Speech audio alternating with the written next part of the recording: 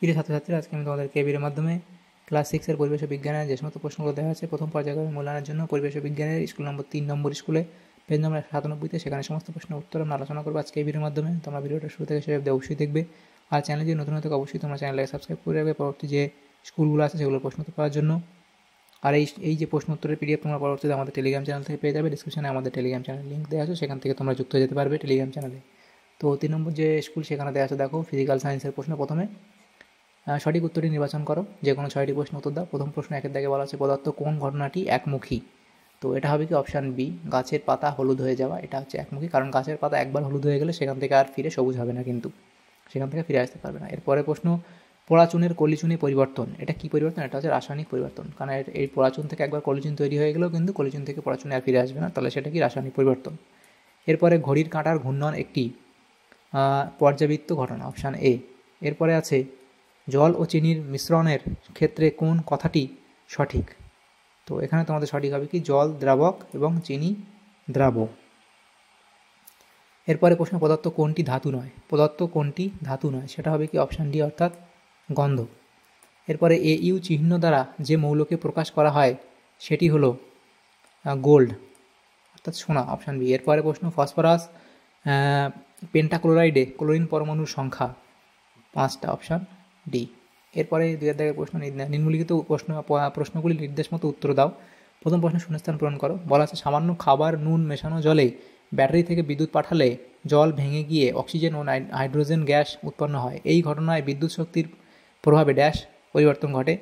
লিখবে কি রাসায়নিক পরিবর্তন ঘটে, রাসায়নিক পরিবর্তন ঘটে। এরপরে প্রশ্ন সত্য বা মিথ্যা লেখো। গাছের তৈরি খাবারে সৌরশক্তি রাসায়নিক শক্তিতে পরিণত হয়ে খাদ্যে আবদ্ধ থাকে।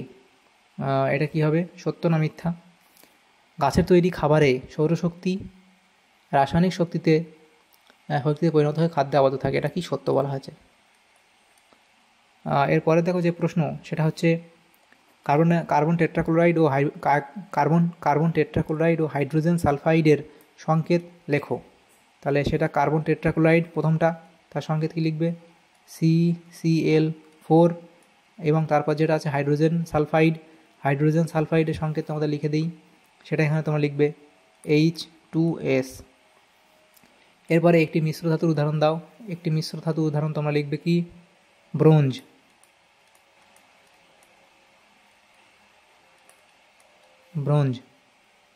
এরপরে নুন কি মৌলের পরমাণু দিয়ে তৈরি হয়, লিখবে সোডিয়াম ও ক্লোরিন। সোডিয়াম ও ক্লোরিন।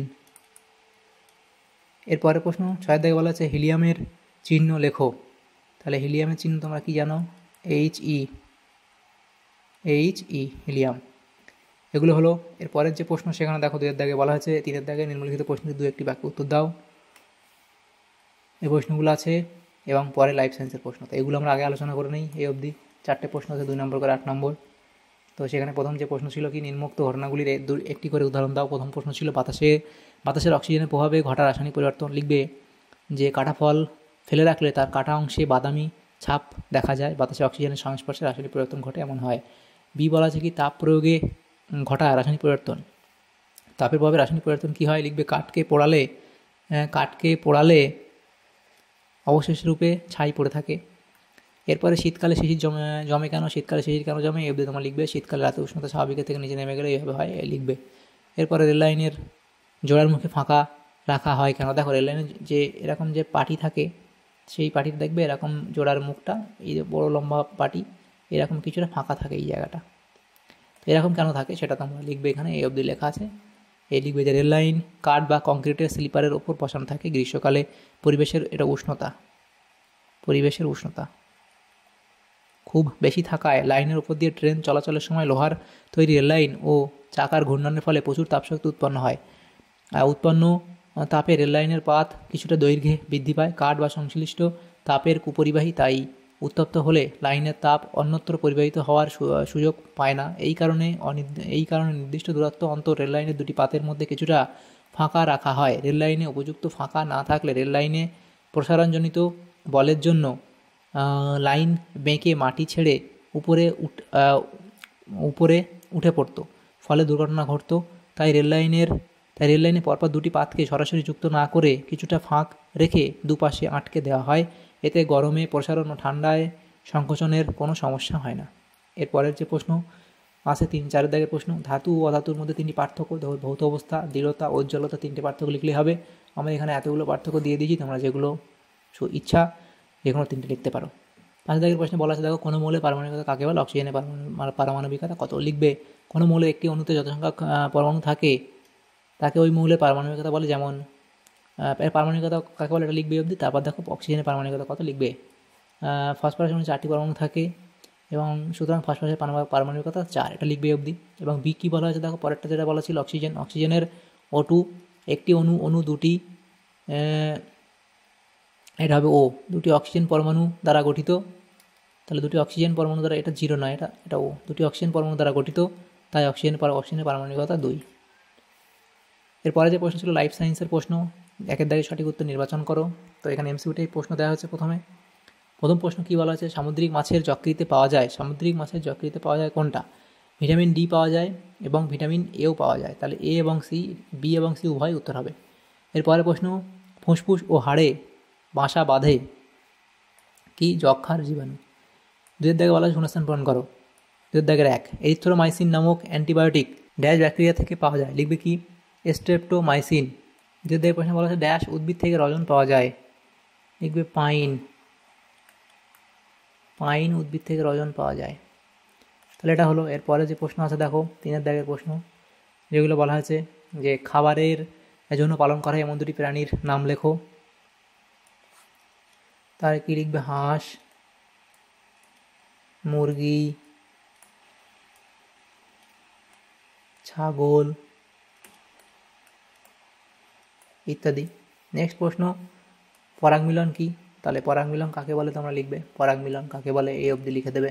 যে কোনো ফুলের পুংকেশরের পরাগধানী থেকে পরাগরেণুর ওই ফুলের গর্ভমুণ্ডে বা একই গাছের ভিন্ন ফুলের গর্ভমুণ্ডে বা সমপ্রজাতিভুক্ত ভিন্ন উদ্ভিদের ফুলের গর্ভমুণ্ডে স্থানান্তরিত হওয়ার ঘটনাকে পরাগ মিলন বা পরাগযোগ বা পলিনেশন বলে। 3 দাগের প্রশ্ন ছিল কি? অ্যাজোলার একটি গুরুত্ব লেখো। তো অ্যাজোলার গুরুত্ব তোমরা এই অবধি লিখবে। নেক্সট প্রশ্ন, ম্যালেরিয়ার পরজীবী দ্বারা প্রধানত মানুষের কোন অঙ্গ সংক্রামিত হয়, কি লিখবে? যকৃৎ সংক্রামিত হয়। এরপরে প্রশ্ন, ভিটামিন এ এর কাজ কি? ভিটামিন এ এর কাজ হচ্ছে চোখ ভালো রাখতে সাহায্য করে। ভিটামিন এ কী করে? দৃষ্টিশক্তি ভালো রাখতে সাহায্য করে, অর্থাৎ চোখ ভালো রাখতে সাহায্য করে।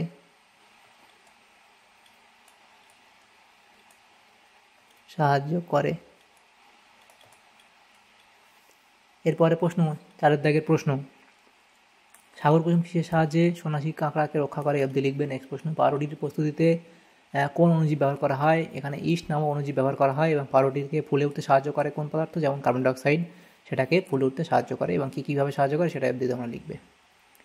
তাহলে দেখো আমাদের এখানে এই সমস্ত প্রশ্নগুলি ছিল। আমাদের যে 3 নম্বর স্কুলে ক্লাস 6-এর পরিবেশ ও বিজ্ঞানের মধ্যে এই সমস্ত প্রশ্নগুলি ছিল। তোমাদের যদি সামান্যতম উপকার এসে থাকে ভিডিওটা, আমরা এই সমস্ত প্রশ্ন উত্তর করে দিলাম, তাহলে অবশ্যই লাইক করবে আর বেশি বেশি করে বন্ধুদের সাথে শেয়ার করবে। এবং পরবর্তী যে স্কুলগুলো আছে সেগুলো প্রশ্ন উত্তর পাওয়ার জন্য অবশ্যই তোমরা আমাদের চ্যানেলে সাবস্ক্রাইব করে রাখবে।